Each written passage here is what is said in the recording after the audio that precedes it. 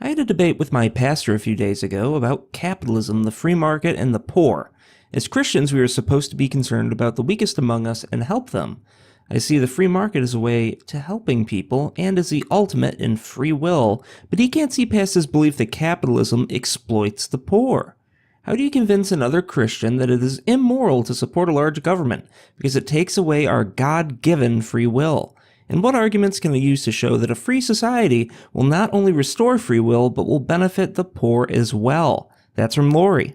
Hey, Laurie, how you doing tonight? Hi, Stefan. How are you? I'm so excited. Well, that's peppy. I appreciate that. Sometimes the callers sound they're a little bit like an elephant ass of Quaaludes sat on their inspiration. So I'm very, very pleased.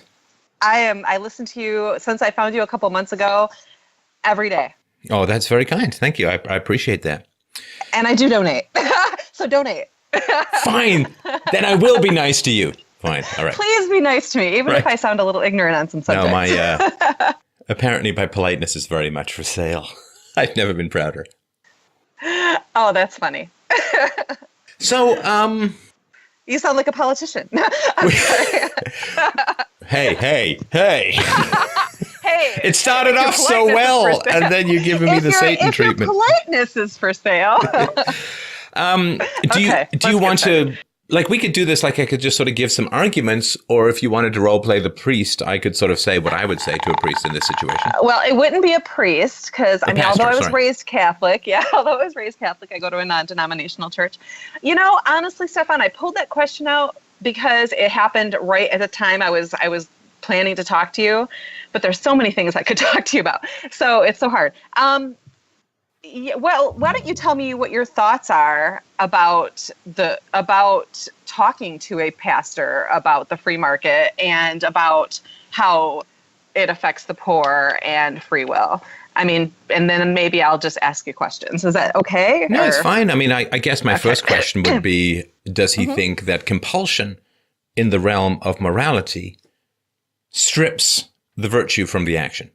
If you force someone to give money to the poor, is that the same as somebody having sympathy for, understanding the needs of the poor, and voluntarily wishing to show their virtue and devotion to the teachings of the church in order to help the poor? Or should you just rob them in an alley with a knife and then give the money to the poor and call them saved?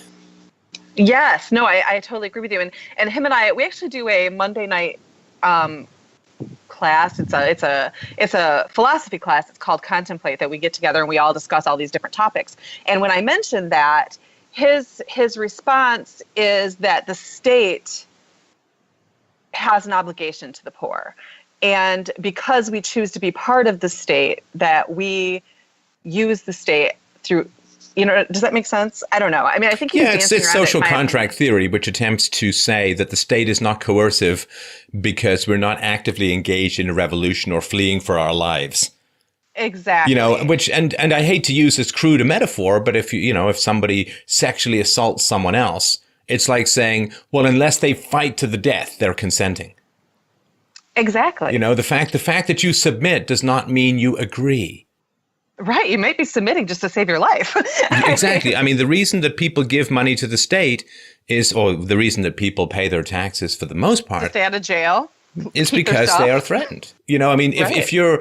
If you have a pizza shop in a sort of stereotypically Italian neighborhood and the mafia guy comes by and says, nice shop you got here. It'd be a real shame if something happened to it, but I can make sure nothing happens to it for only $500 a month.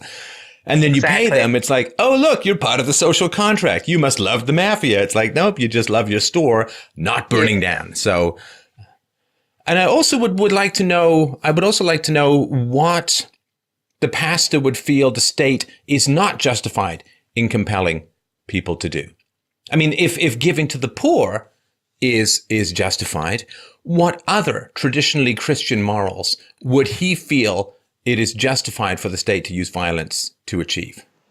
Yeah, no, that's a good question. That's definitely something I should throw at him. Seems like a little bit of a slippery slope to me.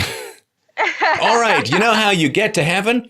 Pray to Jesus. So what the government needs to do is round people up at gunpoint and have them kneel and pray to Jesus, because praying to, like, Right. asking for, if in certain denominations, of course, there's confession. So you got to drag people in from the street at gunpoint and force them to confess. And suddenly we start to sound like some sort of Stalin-esque show trial, right? Like what virtues is the state not allowed to force Christians to manifest, and why? And if he says, well, no, you can't force Christians to pray at gunpoint, that would be crazy. It's like, well, okay, why? Well, to me that free will thing is like, that's why I believe that a free society matches Christianity so much better. And I don't understand Christians that don't believe that, because that free will aspect, in my opinion, God gave us life. I mean, if you believe in God, and I know you don't, but you're also very kind to Christians, so I appreciate that. I mean, if we believe in God, he gave us life, but the other gift he gave us, which is secondly most important, is free will.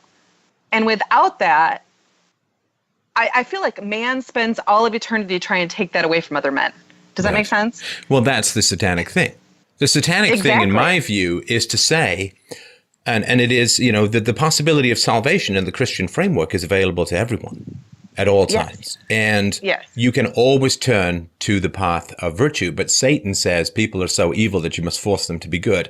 And guess what? You've just turned evil. Good job, everyone. You just turned evil. And you've just stripped people of the capacity to help other human beings. So the other thing I would ask is this. First of all, what's wrong with being poor? And the poor today, I mean, they're not really even poor, are they? I mean, most of the poor. No. I mean, the poor person today is better off than the richest person just 50 years ago. Yes. So what's wrong with being poor? Is not being poor. Like, people might choose to be poor because they want to give away their property. They may choose to be poor because they don't want to work a full-time job. They want to work a part-time job and then spend time on spiritual improvement. Like monks were not the richest people in the world. I'm not talking about the 80s band. I'm talking about the actual monks. They were not the richest people in the world because they pursued spiritual devotion and enlightenment. And so I don't quite understand, like, what is wrong with being poor? Some people choose to. When I was younger, I was in theater school, and a bunch of the actors, they graduated and they were dirt poor. Why? Because they wanted to pursue the dream of being an actor. Yeah, it's nothing. Yeah. What's I mean, Jesus didn't say, man, if you don't get to the middle class, no chance for you getting into heaven, brother. I need to see some shekels here. This was not a pay for play situation to get into heaven. Yes, and I feel a lot of people who are poor are poor by choice. I mean, I would venture to guess most are somewhat poor by choice, even if they don't realize it. Well, everything is a choice. Yeah, everything is a choice. So I would, I guess, ask the priest and say, okay, the poorest of the poor, what percentage of their income do you think they spend on luxuries? Right. And the answer is 40%. The very richest spend 65% of their income on luxuries. Middle-class people spend about 50% of their income on luxuries. And the poor spend about 40% of their income on luxuries. And that's how we know it's a choice. Some of the poorest, generally the lowest tier of poverty in America is composed of households with two adults working, and they work an average of 15 hours a week between them. So they're each doing one 7.5-hour workday a week. I wonder how they magically end up poor. I know, it must be capitalist oppression. Also, if you're concerned about poverty, having the government strip huge amounts of money from people's income would seem to me to help make them quite a little bit poorer. And when it comes to exploiting the poor, look, there are groups out there who exploit the poor. But exploitation must have an air or a flavor of coercion to it. A fool and his money is soon parted. Like if you've got something that's really valuable and you sell it for really cheap, okay, well, you just learned an expensive lesson and hopefully you'll do better next time. But, it's a gray area, I know. Like if, somebody doesn't know that it's a diamond and they think it's a fake diamond or a zirconia or whatever, and then you buy it from them. And, I understand there's a gray area there, but to exploit someone that we have to have, it's the difference between, if I go into a bar and I say, oh yeah, I'm a male Calvin Klein underwear model, and an astronaut. Also, I can travel through time. So what do you say we get a leg up or two? And the woman is like, oh, yeah, you're so dreamy. I do believe I'm going to faint right into your arms. Well, okay, that's maybe not the most honest way to have a sexual encounter, but it's not rape, right? I mean, absolutely not. So as far like there must be coercion involved. Now, offering someone a job is not forcing them. However, I think your the pastor is right insofar as there are people who exploit the poor. One group who exploits the poor are politicians. They do it now. Yeah, well, no, they exploit the poor are politicians because they will offer them free stuff in return for votes. That's incredibly corrupting. Absolutely. What about unions who don't provide much material benefit for the poor or the middle class and yet take a huge amount of money out of their pockets in the form of union dues, which are compulsory? Yes. My husband is getting, he just got a certified letter in the mail. His company was bought out and he has to join the union or he can't have a job. And I'm just like, and I'm from Michigan, but I live in Michigan's very blue collar. I'm sure you're pretty familiar with that. I know a lot of union stuff with GM and all that. And I've never been a fan. I've always been against the union for multiple reasons. And so being forced into it for him to keep his job is really upsetting to us. You know? Of course, because your choice is being removed. I'm not talking about voluntary unions. I'm talking about you can't work in the fields. Yeah. Who else exploits the poor is a third of Americans need licenses to do their jobs, which effectively bars the poor from getting jobs. Who else exploits the poor, and this is a particularly egregious one, is higher education. Oh. Right? I mean, you get 17-year-olds or 18-year-olds to sign multi-decade documents of near permanent indebtedness, which bankruptcy cannot even discharge. Right. In return for what? A bunch of Marxist programming that makes you hate the market and never have any positive attitude towards getting a decent job or enthusiasm for participating in the free market. I mean, so there is exploitation out there and there's reasons to focus. And of course, there are the shadier religious institutions that offer people, fake cures and holy water and all of this in return for, However, don't you feel that the government system, the way it's set up now, actually protects those charlatans? I mean, don't you think that if a free market would take care of itself and the fact that people would be more able to vote with their feet when people were exploiting people because competition would jump up, there wouldn't be as many regulations, people would be able to start businesses without the government controlling whether or not they can start them, Right. And this is the usual thing that happens with people, Lori, which is they say, here is this very destructive element within human nature. That the capitalists are going to exploit the poor. People want to exploit the poor. They want to control the poor. They want to rip off the poor, steal from the poor, and so on. They want to just profit from the poor.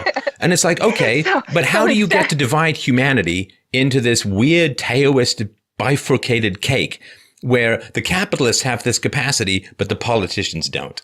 If you're going to say people want to exploit the less able, the less intelligent, the less well-off, the less wealthy, then that has to be everyone, in which case you have to say, okay, well, what's going to limit people's capacity to exploit the poor? Well, if you don't want people to exploit the poor, what you want is more and more people hiring the poor.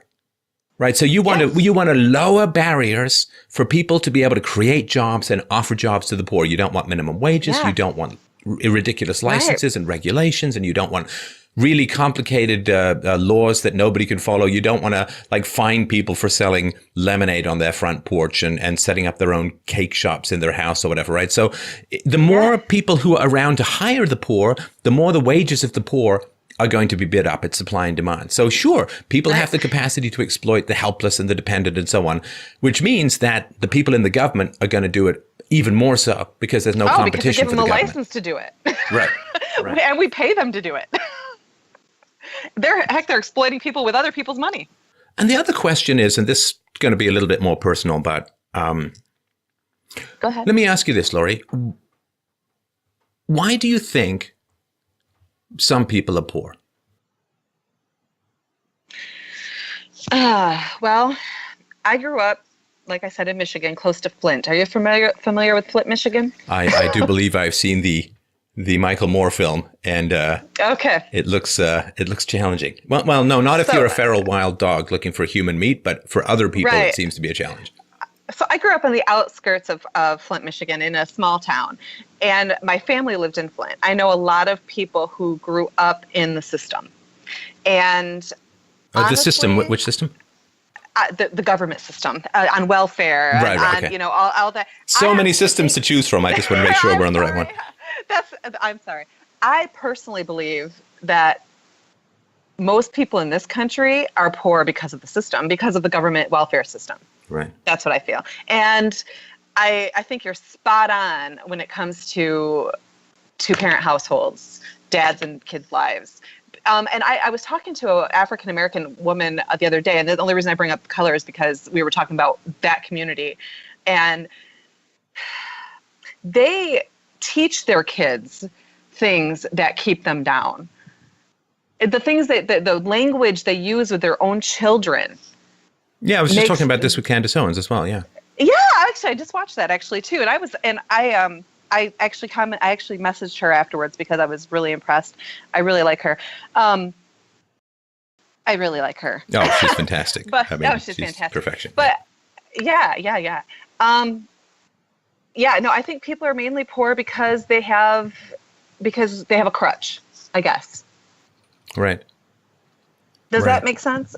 No, I think. They have no. Yeah, I mean, we know for sure that there's like 3 things that people need to do to not be poor. And they're not that complicated, right? Number 1. They're really not. No, number 1, finish high school. Number 2, don't get pregnant. Don't get pregnant outside of wedlock. And number 3, get and hold a job for at least a year. Yeah. And I would the out of wedlock thing too. I'd say stay married if you can. Yeah. You know, I mean, add that on there too, because these kids are nightmares. Yeah. Yeah. Anyway, so that's what, and also, I mean, we can always talk about, and you know, of course, my pastor will bring up, well, what about the disabled, and what about that? But he knows better than that. He knows he's throwing something at me that I would never say. Well, we shouldn't take care of them. However, my belief is if the state didn't take care of those people, the church would, and I think it would make the church relevant again. Does that make sense? I mean, this is the question I wanted to get at, and you know, this is what I would talk to with the pastor. And I why is someone poor? And I was thinking about this question like all afternoon because it's a very, very important. Because you're preparing. Yeah, it's a very, very preparing. Very important question.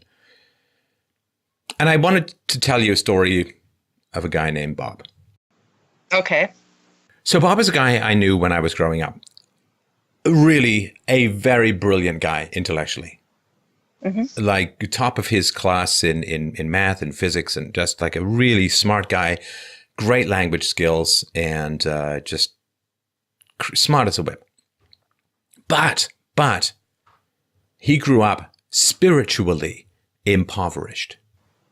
And by that, what I mean is he grew up in an environment, no father. He grew up in an environment where it was petty, it was small, it was no vision, there was no grandeur, there was no possibilities, there was nothing that he could aspire to. No dreams. And it was brutal for him in particular, too, because his father actually lived in the same city but never saw him. Like never saw him. And his mom would not let him go. You know, it was like this weird maternal Venus flytrap. You know, it's like, hey, Bob, I've just made some hamburger helper and I've made too much. Do you want to come over and help me finish it? And he's like, well, you know, it's easier than cooking for myself. And I'm like, no, it's not. Not in the long run, it's not. I guarantee you. And she's like, oh, I can't figure out how to work my remote on the TV. Could you come down and help me? And it's like, oh, well, you're here. Why don't you help me watch Matlock? You know, we'll see if we can figure out the crime. You know, like she was just this gravity well of like, come on down, you know, I'm going to make things easy for you, you know, and because she didn't have a husband. And so as she got older, which is the case, single son of a single mom. That's like usually where the gene pool ends, like right there. It's pretty horrible. Right there. Yeah. And he was super smart, but spiritually impoverished. And I remember very clearly once he told me, this is when I was a teenager, he told me this story about how he'd woken up as a child and had seen the body of a Victorian woman floating over his bed. And he was convinced that this was a ghost. Okay. Now, the moment to me somebody says, and again, I'm not talking about, the Father, the Son, the Holy Ghost, and so on. Please, I'm talking it's about okay. like the woo-woo, like the clanking chains and Sixth Sense Yes. stuff. Yes. The superstitious form of ghost, not the religious. But Sure. and he, like, once he had this, he had contact with another world, and she had visited him for some reason, and he was supposed to do something. This made him special. And this substitute for specialness, of specialness for ability, is very common, I find, in poor households. They say, I'm special because of I saw a UFO once, or I'm special because I know the truth about 9/11, or I'm like stuff which the market doesn't particularly value, and in fact, it may be a disvalue in the market. Or I'm special because I see the truth about society that no one else sees, and I'm above it all, and I'm superior. Well, dang it, aren't you special because of that? I'm kidding. Well, I'm teasing. To me, it's fine to see the truth about society. Then go and make it a job. Go and make it something. Don't keep it to yourself and just have it be special in your own private dungeon. It's not your only thing. Right, right. And it can't be what sustains you. Right. Just knowing it. Right. It's sort of like I have the power to heal at a touch, so I'm saving it for my own hangnails. It's like, no, that's not. That's not really what that power is supposed to be for. Use it a little bit more. And he had this specialness. And of course, when I would give him the sensible questions as a teenager, or the sensible statements, which is, hey, Bob, I mean, what's more likely? A Victorian woman appeared above your bed in the middle of the night to tell you something and make you feel special for the rest of your life without you actually having to do anything? Or do you think it might be possible that you had a lucid dream? You had a dream. Yeah, of course. It's the middle of the night. It's really dark. I think I woke up and saw it. Wow. So now he, again, despite his brilliance, because he had this sense of specialness, for him, submitting himself to the mere market when he felt that special and that, the vanity, right? The poverty and vanity to me go hand in hand, like, I'm too good for the market. I'm too good to put my specialness to the test of mere materialism. Or, Jim Morrison snarls in that song, trade in your hours for a handful of dimes. It's like, I can't possibly trade my hours for a handful of dimes. I'm special. I'm great. I'm wonderful. I'm fantastic. I just don't want to ever find out for real in the marketplace how much my specialness. Can you imagine putting that on your resume? Well, I finished high school. I took a little bit of college. Oh, yeah. And a 19th century Victorian woman floated above my bed when I was 7. So now I don't have to do anything else ever again because... Do I just get to be CEO because of that now? I mean, I don't want to work my way up. I mean, I've been visited by people from the hereafter. That makes me special. I find that a lot with the special thing with people who have really high IQs sometimes. I know because I know, and I question this sometimes because it's like, are you really that smart if you're sitting around doing nothing? Well, there's intelligence and then there's wisdom, right? These two, they're in separate Dungeons and Dragons categories for a reason. This is a joke that means nothing to you. But it's okay. I know Dungeons and Dragons. Yeah. I'm sorry? I get it. I know Dungeons and Dragons.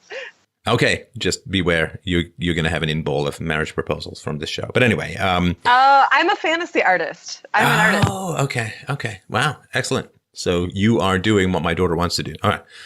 Really? So That's awesome. I think that this sense of specialness, this vanity that happens where people do not want to submit what they do to the marketplace. And I don't mean the marketplace necessarily of cash. It could be the marketplace of ideas. It could be any number of things, right? Mm-hmm. Well, because he did not want to put his specialness to the test, or to put it another way, because Bob had a sense of specialness that did not require him to improve, for him to take risks, for him to fail. He was special. Right. And so he had this false self-vanity thing going on. Mm-hmm. And what does that mean? That means that he can't ever really succeed because there's very little self-criticism when you have that kind of vanity and specialness. There's very little capacity to take negative feedback and to work with it constructively and to improve. One day, Laurie, in this show, I may myself receive some negative feedback. It could conceivably happen. Obviously, not yet, naturally. But at some point in the future, I'm on the lookout for it. I haven't heard any of it. I know. Everyone just sings your praises constantly. So why are some people poor? Well, because they grew up in an impoverished no dream household because Yeah. they're grabbing onto stuff that makes them special that has negative market value. Can you imagine being in a job interview and, what makes you a good fit for this position? You go through A, B, C, and it's like, yeah, but what really makes me special is the fact that I get visited by ghosts in the night. Yeah. It'd be like, I don't know that that's going to add a lot to your marketability. And so that's just one example, and there's so many different ones. There's one example here's somebody who ends up poor. And what's interesting is I think that the material poverty is a reflection of the spiritual poverty. Spiritual poverty. And the reason I'm saying this, Laurie, is I would say to the pastor, if the physical poverty, if the material poverty is a reflection of the spiritual poverty, why would you turn the solution of that over to the state? Is that not the province of the church? Exactly.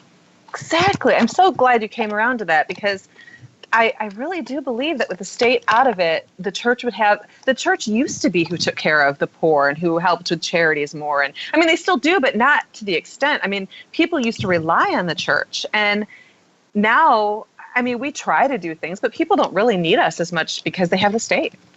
Well, that is very true. And I won't go into any particular details, but I have lost complete influence over family members as a result of the state giving them money. Because the church can go, as it used to do, as you know, the church used to go to poor people, and they would try to differentiate between poor by accident or poor by stupid. Like poor by bad decisions, poor by like you drink up your money and you go and blow your paycheck at the racetrack, right? I mean, and the people who were poor through no fault of their own, well, you help them. And the people who are poor because they're making bad decisions, you don't give them money. You give them counseling. You give them solutions, because giving money to people who have, say, they're addicted to drugs or gambling or whatever it is, or sex, then you're reinforcing. You are enabling. They need spiritual help. They don't necessarily need financial help. Right. Some giving money to some people makes them better. Giving money to other people makes them worse. Now, the government doesn't care and can't figure it out. The church used to invest a huge amount into that, and people had to submit to what the church said because there was no other game in town. Yeah. Right. So the church would say, we'll pay 3 months of rent, but you got to go to AA, and you've got to do this, and you got to come to church, and you got to deal with this, and you got to go and get your teeth fixed, and you got to whatever, right? You got to start exercising. I don't know, whatever it would be to get people out of wherever they were. And people they'd hate it, but a lot of them would say, wow, that was the best, kick in the butt I ever got. But when you've got the government handing over there with money, the church can't make anyone do anything. And I think that's a real shame, because the government doesn't care about getting people better. Oh, absolutely not. They care about votes. Right. Well, and these days they just care about not having neighborhoods set fire to. Like it's really just, it's no longer even we want votes. We just don't want, we don't want the neighborhood set on fire with riots. If they don't want the neighborhood set on fire with riots, why the hell aren't they getting in control of the media? I mean, come on. Right. So these are sort of the arguments that I would make. It's kind of a shallow approach to say the problem of poverty is a lack of money. And if you give the poor money, everything will be solved. That is really it's not a spiritual or deep or meaningful or soulful explanation. Right. And the other thing too is that if the pastor is concerned about people exploiting the poor, then the best way to help the poor is to give the poor more marketable skills. Because if the poor have more marketable skills, then they can contribute more value to a business, and therefore a business will pay more to have the poor person work there, right? I mean, if all you can do is push a broom, you ain't going to get more than a couple of bucks an hour. But if you can do a lot more than that, if you can program a computer, if you can, if you've got really great sales skills, then you can contribute more than a couple of bucks an hour, so you'll be paid more than a couple of bucks an hour. So my question is then, why is there poor? They've already been in government schools for 12 years by the time they hit the marketplace. Why do they have no skills? Why do they not have anything that's of value to a business after they've been trained by the government 5 days a week, 6-7 hours a day, with summers off for 12 years? So, and because they're graduating without skills, they can be exploited. In a sense, in other words, they won't get paid much because they're not worth much. So the best way to help the poor is to have them be worth more. So the question is, why are the teachers' unions and the governments and everything, why are they not focused on raising the skill sets of the poor so the poor can make more money? That is really exploiting the poor, which is just basically holding them hostage, teaching them dumb nonsense about nothing in return for Absolutely. gaining control of the huge amount of money the government pumps into education. That's real exploitation. Oh, absolutely. And and it's not like my pastor doesn't know these things. I mean, his kids aren't in school. My kids aren't in school. I won't. I'm like so disgusted with the school system right now. There's just no stinking way my kids are going to school. Right. No, and what was it that I was really surprised at the numbers. In 1970, there were 15,000 kids being homeschooled in the U.S. Now it's like 2.6 million. We have no choice. Yeah. Forgive me for this, but my daughter's best friend lives next door, and she just started school. And first week of school, there's like 5 girls that are now boys. And I know that's not the subject. I know that's not what we're talking about right now. But it's just a challenge to explain. It's just one of those things that they can't say anything, and you have to call them what they want to be called, or you're in trouble. And it's just like, this doesn't make any sense. Larry Elder, also with regards to the spiritual thing, Larry Elder just tweeted. I love him. Yeah, he said, kid raised without a dad is 5 times more likely to be poor, 9 times more likely to drop out, 20 times more likely to end up in jail. So let's talk statues. And that's true. So being raised without a father, because here's the challenge, and your pastor, I'm sure, would understand this. If you say, well, this kid is poor because he was raised without a father, or this kid is currently being raised without a father, so let's give the mom a lot of money because the father is not around. Well, all you're doing is you're paying women to be single moms. You pay them money to not have a father around. Yeah. So you tell me how you are going to solve a problem when you pay people $60,000 a year in benefits and welfare. You pay people the equivalent of a $60,000 a year job to have no husband. That really irritates me because I work so stinking hard, and so does my husband. Right. And to hear that they get the equivalent of a $60,000 job just really irritates me.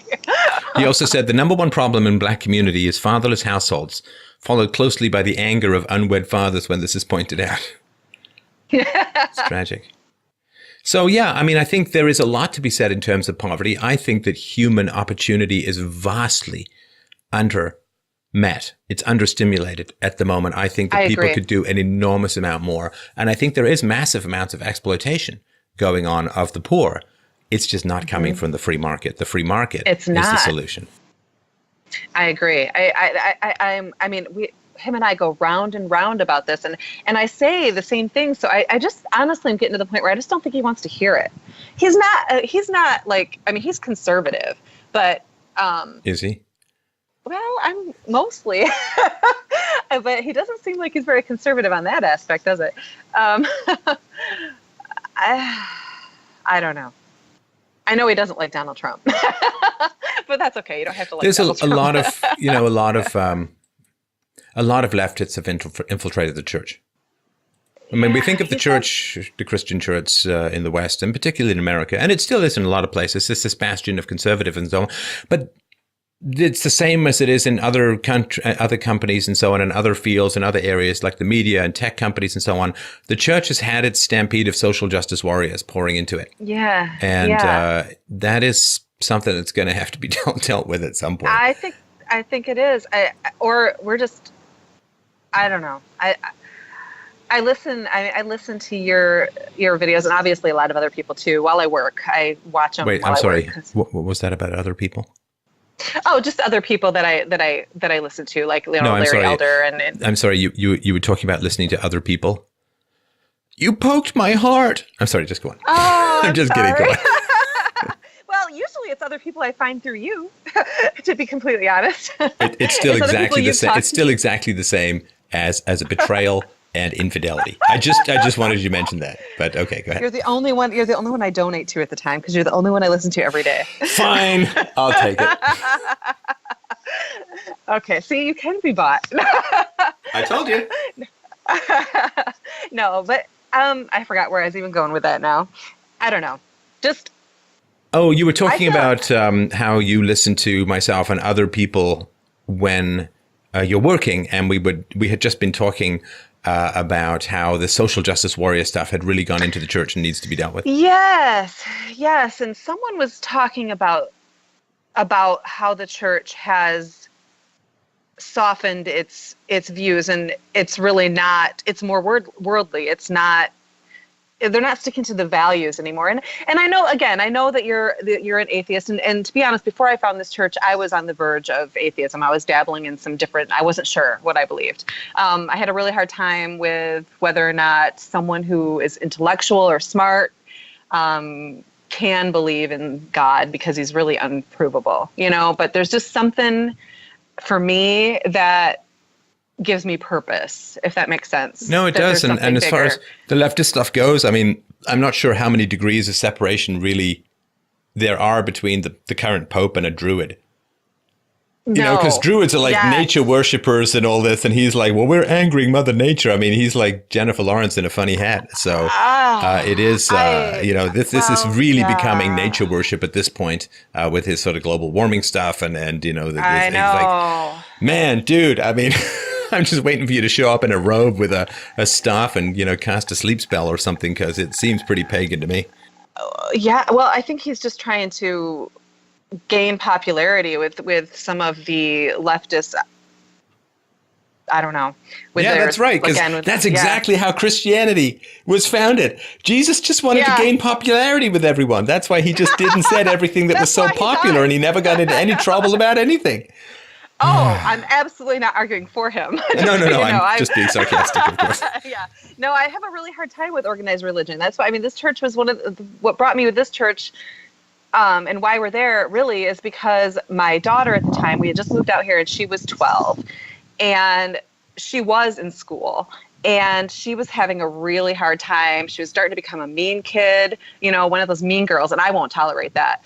And you stand up for yourself, but you don't treat people terrible. You just don't do that.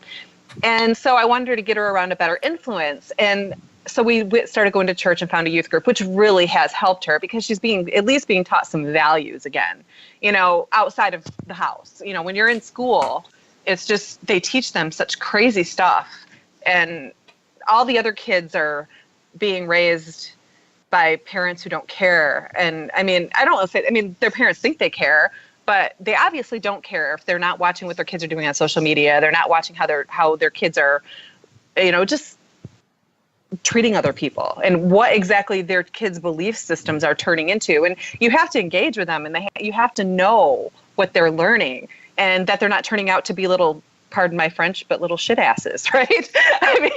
Because that's what they're turning into when they go to public school. Isn't it terrible? Oh my gosh. Well, no, it's one of these things too. Like, I always have a kind of rule that if I'm in a relationship where I'm really starting to feel the urge to be mean, it's time to take a step or 5 back.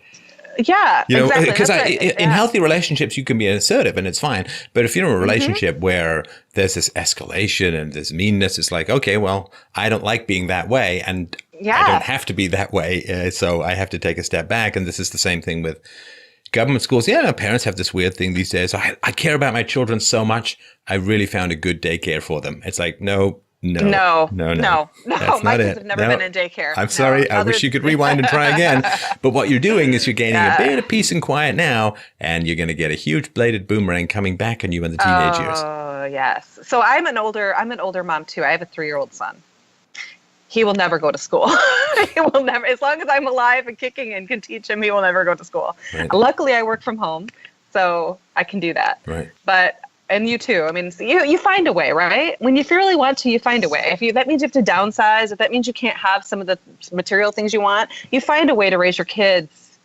Number one, you love them. No one else does.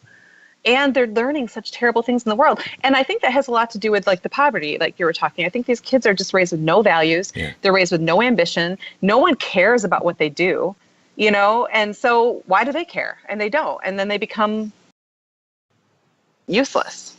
There's an old cartoon I remember when I was a kid, like just a single frame cartoon. And one businessman is looking at another, and all of their lines and the charts are going down. And the businessman is looking at a whole sort of table. I guess it's a board of directors. And he says, well, Hannibal got elephants over the Alps. With that in mind, someone come up with something.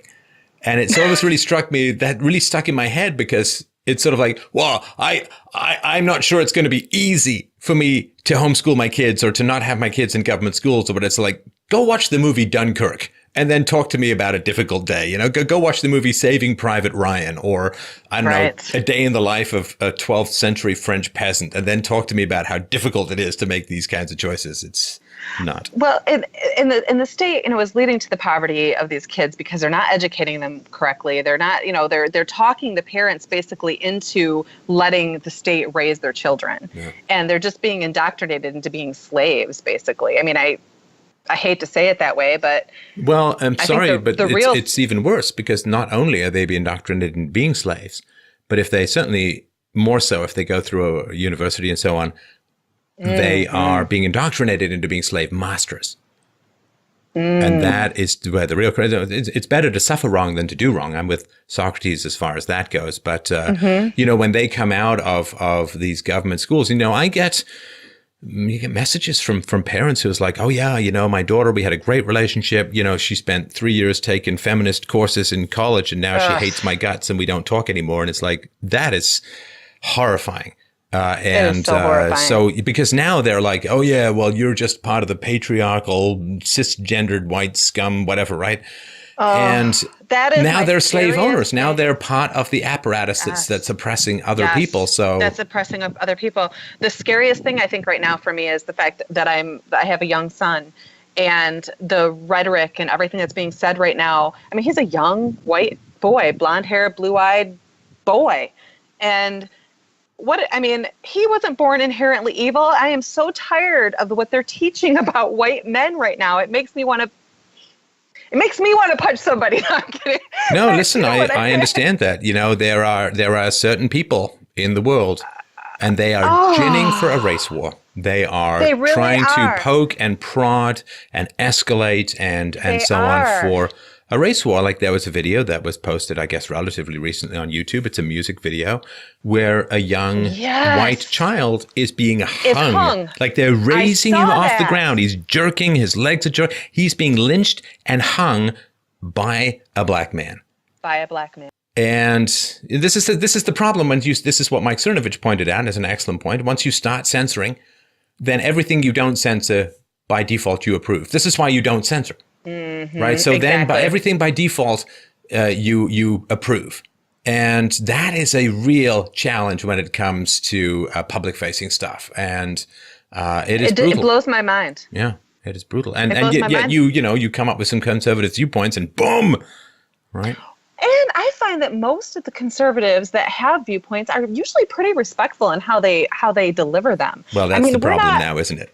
And I think conservatives are figuring this out, which is why there's a new conservatism, which is saying, okay, well, this being nice stuff, we've taken a pretty good swing at it for about 150 years, maybe 200 years. I actually had one of my African-American friends say that to me the other day. She was talking about race relationships. She was talking about interracial relationships, but it brought that to my attention.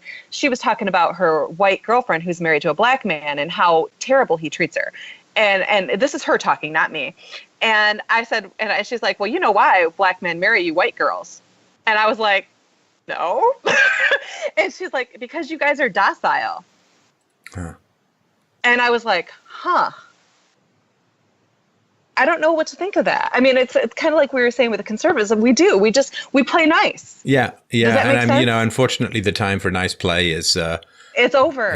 It's a shame. People gave it a good long shot, but it's pretty clear that it's the squeaky wheel getting the grease these days. And anyway, listen, Lori, I love the topics. I know it got off track. I got a bunch of other callers. I really, really appreciate the call. If you want to have your pastor call in, I would certainly love to chat about this topic with him. I send him your videos all the time, but I don't know if he'd ever call. Yeah, it's if he wants to, I'm telling you, he can preach to 500,000 people, nice and easy. That's got to be worth something for him, right? So, but appreciate your call. You're welcome back anytime, and thanks a lot. Thanks so much. Take care. Thanks so much. Bye-bye.